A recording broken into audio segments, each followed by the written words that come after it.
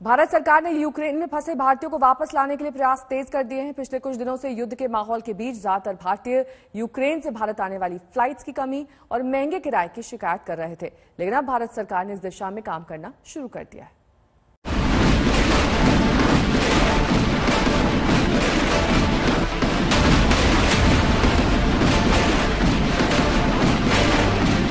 रूस और यूक्रेन के बीच युद्ध कब होगा, कैसे होगा, कहां से होगा, ये अभी तय नहीं है।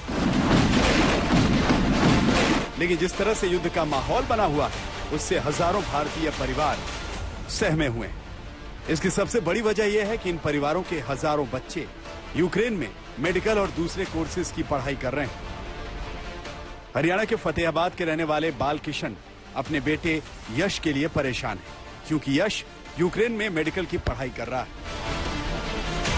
इसी तरह यूक्रेन में मेडिकल स्टूडेंट आन्या के पिता अपनी बेटी की वापसी का बेसब्री से इंतजार कर रहे हैं। यहाँ आप न्यूज सुन के हमने फोन किया, वहाँ पे ऐसा कोई माहौल नहीं है, फिर भी वो क्लास ऑनलाइन चल रही है। मैं बेटे क्लास ऑनलाइन चल रही है, भाई पढ़ना है, यही पढ़ना, इसलिए आप आ जाओ।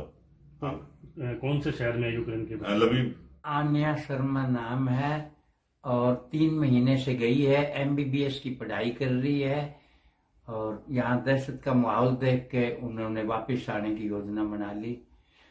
तो हमें सरकार से यही विनती है कि बच्चों को सुरक्षित रखा जाए, सुरक्षित लाया जाए।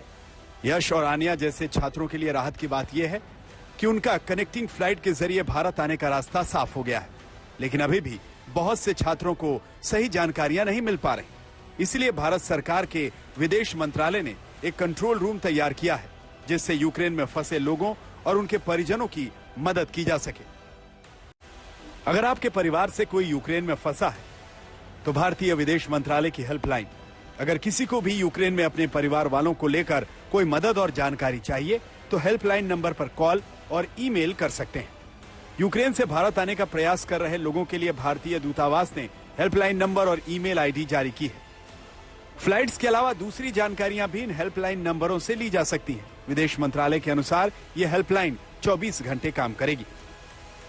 I would say our focus is and remains on Indian citizens, Indian students, Indian nationals, rather than anything larger than that.